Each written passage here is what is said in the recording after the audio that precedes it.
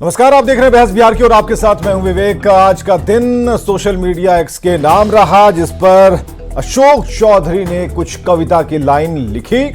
वो कविता हम आपको दिखाएंगे, उस कविता के मतलब को समझाएंगे। क्या कहना चाह रहे थे, कहां तक बात पहुंचाना चाह रहे थे, मन में क्या था, जताना क्या चाह रहे थे।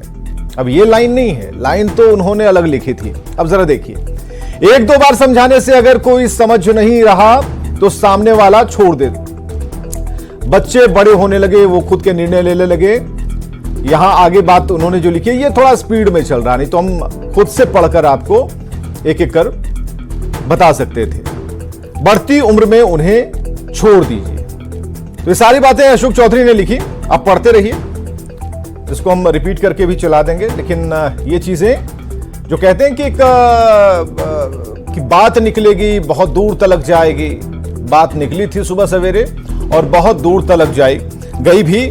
और ऐसे में नीतीश कुमार के आवाज पर अशोक चौधरी को जाना पड़ा, बुलावा आ गया। अब क्या बातचीत हुई नहीं हुई, लेकिन शाम तक सफाई भी आ गई। तो आज की जो धुरंधर आज के जो बयान है उसे भी हम सामने रख रहे हैं इस पूरे प्रकरण के बाद। लेकिन जेडीयू खेमे से ही एमएलसी नीरज कुमार ने इस पर एक्शन ले लिया। नीरज कुमार को आप जानते हैं, नीरज कुमार पीछे हटने वालों में से नहीं है। नीरज कुमार पूरी मजबूती के साथ अपनी बात रखते हैं, चाहे पार्टी के अंदर की बात हो या फिर बाहर वालों की। नीरज कुमार को भी सुनाएंगे, देखिए जरा। माननीय नीतीश कुमार जी पर कौन निशाना साध लेगा। नीतीश कुमार जी जनता के दिल में बसते हैं। 19 वर्ष से राज्य के मुख्यमंत्री हैं, कोई एंटी इनकम्बरेंसी नहीं, ग्लोबल थिंकर कहा गया, क्लाइमेट लीडर कहा गया। तो नीतीश कुमार जी की साख पर कैसे कोई सवाल खड़ा कर दे, ये तो असंभव है। और पहचान जनता दल यूनाइटेड ही नहीं, बिहार की जनता की पहचान है नीतीश कुमार जी। नीतीश कुमार जी का विकास गांव गांव में बोलता है, इसलिए नीतीश कुमार जी के व्यक्तित्व पर कोई सवाल खड़ा होगा तो छद्म भाषा का नहीं, सीधे भाषा का इस्तेमाल जो लोग करेंगे, सीधा जवाब सुनने को भी तैयार रहेंगे। इसके लिए नहीं है, किसी व्यक्ति विशेष या इसके लिए नहीं, ये तो जनरल हमारे मित्र ने, उनकी पत्नी ने लिखा था, उन्होंने रात में हमें भेजा। तो मुझे अच्छा लगा, हमको लगा कि आज के समय में एकदम मौजूद है। ये बाप बेटी के संबंध के ऊपर है, एक मित्र अपने उसके संबंध के ऊपर है, तो इसमें कोई गलत बात नहीं है। ये तो जनरल है, समझने की कहा पेड़ है लोगों का, ये तो जनरल है। कुछ लोगों ने कहा कि ये मुख्यमंत्री के ऊपर लिखा गया है। मुख्यमंत्री इतने बड़े हम मूर्ख हैं, अपने नेता के ऊपर पोस्ट करेंगे। तो हम कहते हैं कि मेरे मानस पिता हैं, इसने इतना बड़ा सम्मान हमको दिया। कोई राजनीतिक भाव से कोई वो पोस्ट किया ही नहीं गया है। लेकिन अब कुछ लोग को लगता है कि इसको घुमाओ, घुमाने से तो अभी घूमने वाला पार्टी है। किसी को आप घुमा दीजिएगा तो हम लेफ्ट से लेफ्ट हो जाएंगे, राइट से राइट हो जाएंगे। हम स्ट्रेट एकदम 2025 हमारा लक्ष्य है। नेता को दोबारा इस प्रदेश में स्थापित करना, 2010 के रिजल्ट से बेटर रिजल्ट करना। अभी आप मुख्यमंत्री आवास कहते हैं 1.5 घंटे काफी तो रोज जाते हैं, what is knew about it. नया क्या है इसमें, कल भी दिन भर साथ थे, नया क्या है इसमें। चलिए आज की डिबेट हम शुरू करते हैं। यादव प्रवक्ता आरजेडी से आज की डिबेट में प्रोफेसर विनेश सिंह है प्रवक्ता एलजेपीआरवी से, डॉक्टर संजय कुमार राजनीतिक विश्लेषक हमारे साथ मौजूद हैं, आनंद अमृतराज हमारे साथ हमारे संवाददाता मौजूद हैं। सबसे पहले आनंद के पास जरा चलेंगे। आनंद, ये सवाल जो कोई रोजाना लिखे, प्यार हो जाए, गजल सुनने लगे, कुछ गीत गवनई की बात हो जाए, कविताएं पढ़ने लगे और आनंदित हो, चलिए चलता है, रोजाना उसकी आदत में है। लेकिन कभी कभी, और खासकर पॉलिटिकल बैकग्राउंड, पॉलिटिकल सेलिब्रिटी होने के नाते, अगर ये बातें सामने आए किसी राजनेता की तरफ से और उसमें जो चीजें कही गई हैं वो अलग मतलब है कि निकालने की बाप बेटी के रिश्तों और इन सब चीजों की बात, लेकिन क्या जरूरत आन पड़ी इस वक्त जो ये लिखना पड़ा। और जरा एक पक्ष और भी है कि नीरज कुमार जी ने बिल्कुल सधे हुए अंदाज में इसका जवाब दिया और उन्होंने कहा कि ये जो गुप्त बाण चलाए गए हैं, जो चलाया गया है एकदम शब्द भेदी की तरह, तो ये कहीं कारगर नहीं होगा। अब जरा इसके पिछले चैप्टर को जरा देखते हैं। इसके पहले भी ललन सिंह अशोक चौधरी के बीच कुछ वक्त हो गया, कुछ बातें हुई, उस वक्त भी नीरज कुमार ने ही बयान दिया था। आनंद, हमें जरा बताइए ये क्या हुआ, इसके पीछे कहानी क्या है, और क्या 2, 3, 4 बड़े नेता जेडीयू के आपस में ही उलझ गए हैं, कुछ ऐसा है क्या? देखिए विवेक, अंदर खाने क्या चल रही है फिलहाल इसके बारे में कोई नहीं बता सकता है, क्योंकि कोई भी नेता के अंदर क्या चल रहा है ये ना आप समझ सकते हैं ना हम समझ सकते हैं। हम लोग रिपोर्टर हैं, हम लोग जब बयान लेने जाते हैं तो कोशिश रहती है कि बयान के पीछे का अर्थ क्या है वो ढूंढने की कोशिश कर रहे हैं। लेकिन आज जो प्रकरण हुआ, अगर उसके थोड़े पीछे चले जाएं आप, तो जहानाबाद में अशोक चौधरी जो जहानाबाद के प्रभारी भी हैं, वो एक बैठक कर रहे थे जेडीयू के नेताओं और कार्यकर्ताओं को, जिसमें चर्चा निकल गई थी कि भाई जहानाबाद में जो चुनावी हार मिली जेडीयू के उम्मीदवार का, उसके पीछे वजह क्या थी। इसी दौरान उन्होंने एक जाति विशेष को लेकर कुछ बातें कही थी, और जिसके बाद आपको याद होगा कि पहला बयान जो पलटवार आया था वो नीरज कुमार जो जेडीयू के मुख्य प्रवक्ता है उनका आया था, और उन्होंने काफी तीखा हमला किया था। बाद में अशोक चौधरी की तरफ से भी पलटवार किया गया था, बाद में सफाई भी आई थी उनकी कि भाई मेरा मंशा ये नहीं था कि हम किसी जाति विशेष के बारे में बोले। पृष्ठभूमि वहां से शुरुआत होती है। आज की जो बात हुई है, जब अशोक चौधरी से हम लोगों ने बातचीत की तो उन्होंने कहा कि मेरे एक मित्र ने ये पोस्ट किया था और मुझे वो अच्छा लगा। और कई बार ऐसा होता है कि जब कोई चीज़ अगर आप सोशल मीडिया पे देखते हैं अच्छा लगता है तो आप उसको फॉरवर्ड करते हैं, या फिर आप भी उसे अपने सोशल मीडिया पे डालने की कोशिश करते हैं। तो अशोक चौधरी ने यह तर्क दिया कि भाई मुझे ये अच्छा लगा और उसमें कुछ लाइनें थी जो मुझे बेहद प्रभावित की, मैंने वो लिखा। अब इसके बाद मेरे मनसा पे सवाल करके किसी ने कुछ कहा है तो ये मुझे नहीं करना है। आपने उनसे पूछा नहीं कि किसी ने नहीं, ये किसी ही तो जो है ना वो डायलेमे में डाल रहा है। आनंद, आप पत्रकार हैं, आप आज से कोई ऐसा नहीं है कि आज 2, 4, 5 दिन से आपकी रिपोर्टिंग चल रही है, अभी भी आपके दाहिने हाथ को कहेंगे कि बाएं दिल पर चला जा और कुछ सच्चाई बोल दे, और निसंदेह आपके चेहरे पर लग रहा है कि पीछे की सभी चीजों को आप समझ भी पा रहे हो। हालांकि ठीक है, आप थोड़ा मौका देना चाहते हैं इस पूरे लैब टेस्टिंग को कि इसके पीछे क्या चीज चल रहा है, कौन सा रिएक्शन हो रहा है। लेकिन आप ये देखिए कि एक तरफ अशोक चौधरी बोलते हैं, दूसरी तरफ नीरज कुमार बोलते हैं, एक तरफ अशोक चौधरी बोलते हैं, दूसरी तरफ नीरज कुमार बोलते हैं। अब हमें जरा ये बताइए, नीरज कुमार क्या किसी खास की तरफ से बोल रहे हैं? नहीं, देखिए मैंने आपको फिर से बताया कि जेडीयू के मुख्य प्रवक्ता नीरज कुमार काफी सुलझे हुए नेता हैं। उनका कोई बयान का अर्थ क्या होता है उन्हें भी बखूबी मालूम है। उन्हें भी पता है कि पार्टी लाइन से बाहर जाके कुछ नहीं बोलना है। उन्होंने जो बयान दिया अशोक चौधरी के लेकर, और अशोक चौधरी ने भी जो पलटवार किया है कि कुछ लोग हैं जिन्हें बोलने की आदत है, मैं आपको फिर से बताने की कोशिश कर रहा हूँ। आपसे कुछ दिन पहले आपको याद होगा, मैं एक बार फिर से पीछे जाने की कोशिश कर रहा हूँ। जहानाबाद में जो बयानबाजी का दौर चला था, जब अशोक चौधरी ने एक जाति विशेष को लेकर कहा था और नीरज कुमार ने पलटवार किया था, आपको याद होगा कि अशोक चौधरी की तरफ से एक नेता ने प्रमुखता से समर्थन किया था और वो थे अनंत सिंह। अनंत सिंह मोकामा से विधायक रह चुके हैं, अशोक चौधरी के काफ़ी करीबी माने जाते हैं। मोकामा से विधानसभा चुनाव लड़ने की भी बात कर चुके हैं। नीरज कुमार भी एक बार विधानसभा चुनाव लड़े थे मोकामा से, अभी फिलहाल एमएलसी हैं। तो एक कई तरह की बातें और कई तरह की चर्चाएं सामने आ रही है। सच्चाई मैं आपको बार बार बताने की कोशिश करूँ विवेक कि सच्चाई क्या है ये कोई नहीं जानता। नीरज कुमार ने क्या सोच के बोला है, नीरज कुमार बेहतर बता सकते हैं। अशोक चौधरी ने क्या सोच कर लिखा है, अशोक चौधरी एक मिनट। डॉक्टर संजय कुमार, कविता है क्या आपके पास, आसपास है वो जो डाला गया था सोशल मीडिया?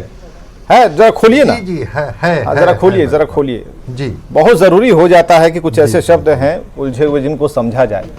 जरा हाँ बताइए, जरा क्या क्या है, एक एक लाइन जरा बताइए, ये बहुत समझना जरूरी है।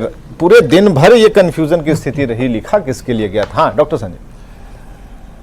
यानी देखिए, ठीक है, कविता लिखने का और कवि बनने का और साहित्यिक भूमिका में अपने को रखने का अधिकार सबको है, लेकिन जब आप सार्वजनिक और सामाजिक जीवन में आप रहते हैं, जब राजनीतिक जीवन में रहते हैं और राजनीतिक जीवन में भी एक आपका खुद का कद हो और पद हो, तब तो आप कोई भी बात आप लिखते हैं तो उसके मतलब होते हैं। बिल्कुल पॉइंट। और जो इन्होंने कविता लिखी कि बढ़ती उम्र में इन्हें छोड़ दीजिए, भाई छोड़ दीजिए छोड़ दीजिए छोड़ दीजिए तो चल ही रहा है। एक दो बार समझाने से भी यदि कोई नहीं समझ रहा है तो सामने वाले को समझाना छोड़ दीजिए।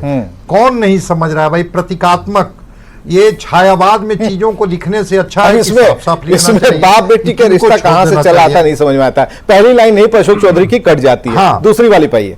हाँ। उसके बाद दार्शनिकता के अंदाज में जब वो लिखते हैं, हाँ। अपने हाथ में कुछ नहीं है, ये अनुभव आने पर भविष्य की चिंता करना छोड़ दीजिए, बिल्कुल वैराग्य में चले जाइए। लेकिन आज जो राजनीतिक पार्टियां हैं वो किसकी चिंता करती है? किसी से छिपा हुआ है क्या? कई पीढ़ियों को अपने सामने रख करके रखती है कि हमारे बेटे बेटियों को राजनीति में कैसे जगह दिलानी है, बिल्कुल। और जगह दिला भी दी गई। हाँ, जगह दिला करके और दिला भी दी गई, हाँ। और जगह दिला करके और जब इस तरह की आदर्श की बातें करते हैं, मैं समझता हूं कि ये बौनापन है राजनीति ठीक का। है, इसको तीसरी मैं लाइन उस सर। ऊंचाई से नहीं देखता हूं।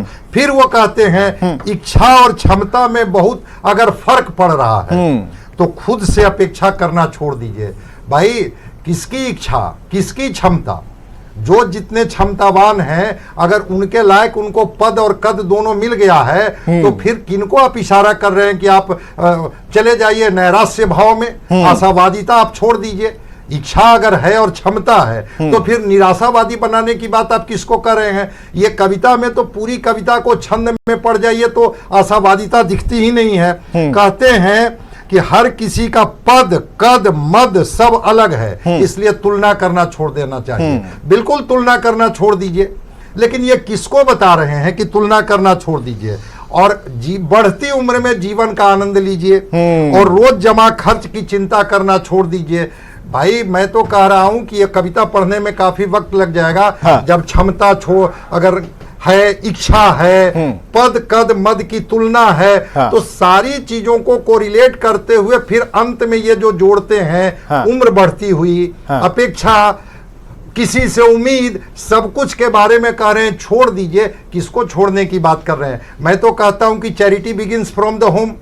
अगर आप किसी को इशारा कर रहे हैं, अगर ये किसी ने कविता भेजी बिल्कुल, और उस कविता को प्रतीकात्मक तौर पर ही आपने पब्लिक प्लेटफॉर्म पर डाला, तो मैं तो कहता हूं कि charity begins from the home.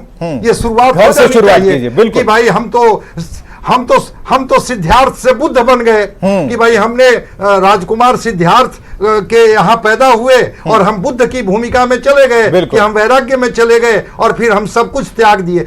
तब जब बुद्ध बन करके जब इस तरह की कविताओं के माध्यम से पब्लिक प्लेटफॉर्म पर चीजों को लाइएगा, इस कविता का जो तासीर है, ये कविता की जो समझ है, ये कविता का जो असर है, मैं असर शब्द का इस्तेमाल कर रहा हूं, तब तो पड़ेगा। ठीक है सर, एक मिनट, कोई कोरिलेशन इसका जो पॉलिटिकल वाला जो एंगल है, जो मतलब ये अंदर से कुरेद रहा है, वो हम आप ही की जुबान से सुन लेंगे। जरा हम आते हैं प्रोफेसर विनीत सिंह, प्रवक्ता एलजेपीआरवी से हमारे साथ है, इसका इंपैक्ट जरा देखते हैं। प्रोफेसर विनीत, आप भी जब भी आते हैं दिनकर की कुछ पंक्तियां जरूर सुनाते हैं, तो इस बार जो है ये आपको कैसा लग रहा है? ये जो पोस्ट किया गया, ये कैसा, किसे आईना दिखाया जा रहा है, किसे बताया जा रहा है? क्योंकि बिहार से अभी तक ऐसी कोई सड़क नहीं बनी है जो हिमालय जाती हो।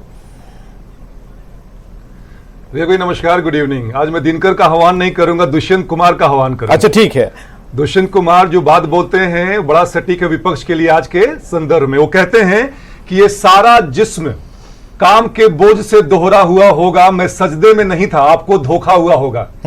यहां आते आते सूख जाती हैं कई नदियां, मुझे मालूम है पानी कहां रुका हुआ होगा। दो लाइनें सबसे यहाँ के लिए ये मजबूत होगी विपक्ष के लिए, कि ये विपक्ष को पता नहीं कि इनकी जो मौत है, पतन है, उनके बारे में ये नहीं जानते हैं, पर ये सब परेशान है कि वहां क्या क्या हुआ होगा। इंग्लिश में कहा जाता है an idle brain is devil's den. इनके पास कोई काम नहीं है, निठल्ले लोग बैठे हुए हैं, कोई मुद्दा नहीं है, इसलिए बात का बतरंग बनाते हैं। दो अनुभवी नेता जो एक दूसरे को पारस्परिक सम्मान की दृष्टि से देखते हैं, और अशोक चौधरी ने बिल्कुल कह ही दिया है कि भाई वो हमारे मानस पिता हैं, हम उन पे तंज नहीं कसते हैं। तो फिर ये बात कहां से आती है? जहां तक बात आती है नीरज कुमार की, तो मुझे लगता है कि नीरज कुमार ने उस बात पे डिफेंड किया होगा जब अति उत्साह में राजद के प्रवक्ता ने कहा कि नहीं उन्होंने तंज कसा है। तंज नहीं कसा है, उन्होंने कहा अगर तंज कसना होता तो नीतीश कुमार जी को लोग सामने एक मिनट प्रोफेसर,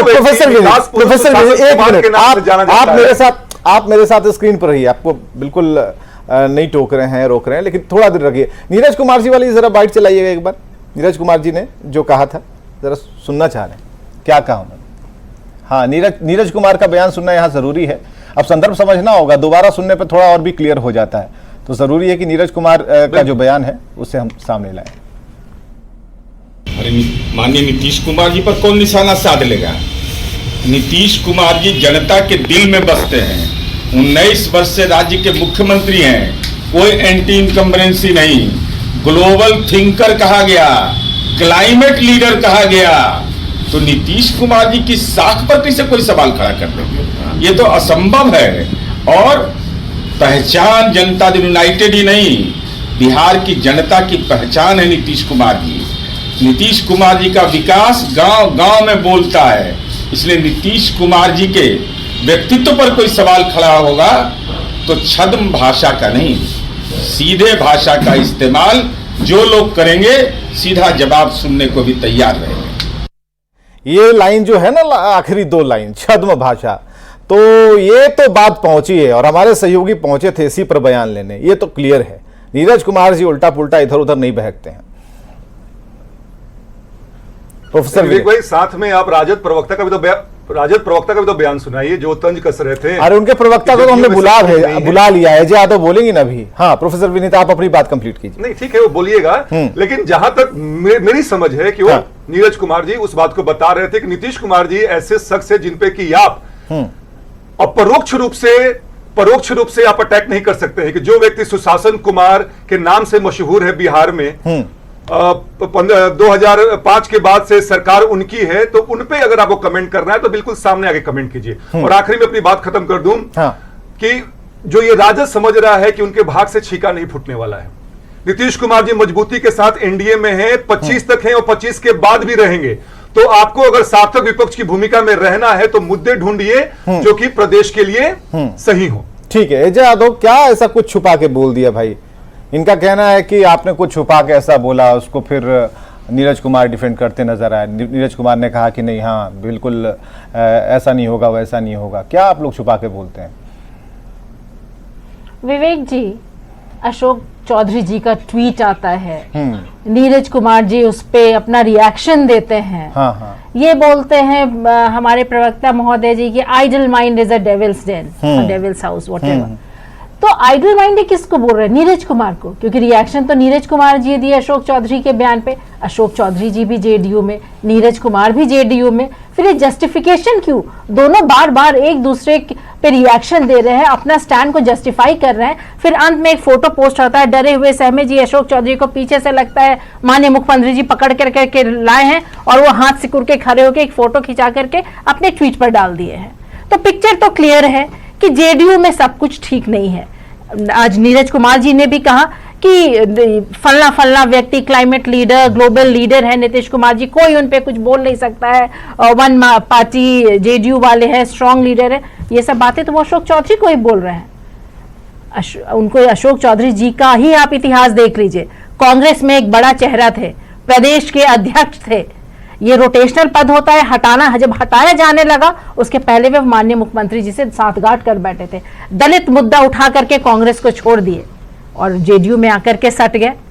अब यहाँ उनको ललन सिंह से नहीं बन रही है, विजय चौधरी से नहीं बन रही है, कई खेमे हैं जेडीयू में। ललन सिंह का एक, अशोक चौधरी का एक, संजय झा का एक, विजय चौधरी का एक, और विजेंद्र यादव तो फाउंडर है। आरजेडी को ऐसा लगता है कि अगर घमासान मचा हुआ है जेडीयू के भीतर और जेडीयू उससे उभरने की, अगर विवेक जी घमासान नहीं मचा हुआ रहता तो आज जेडीयू के प्रवक्ता यहाँ डिफेंड करने के लिए बैठे हुए थे। जेडीयू के प्रवक्ता नहीं आए और हर रिएक्शन जो, हर ट्वीट जो अशोक चौधरी दे रहे उसका रिएक्शन नीरज कुमार। ठीक है डॉक्टर संजय, जरा कंक्लूड कीजिए। कोई समझे या ना समझे, लेकिन बात क्लियर। बस आपको ये आगे लेकर जाते हैं। डॉक्टर संजय समझाइए, एकदम कम समय है, 1 मिनट का समय है सर। हाँ जी, दिनकर जी की कविता आपने कहा, चूंकि कल 23 सितंबर था तो आज दिनकर जी की एक कविता ही मैं सुना देता हूं। विनीत जी ने दुष्यंत पर लेके चले गए। दिनकर ही कहते हैं, क्या उन्हें देख विस्मित हो ना जो हैं अलमस्त बहारों में, क्या उन्हें देख विस्मित हो ना जो हैं अलमस्त बहारों में, फूलों को जो हैं गूंथ रहे सोने चांदी के तारों में।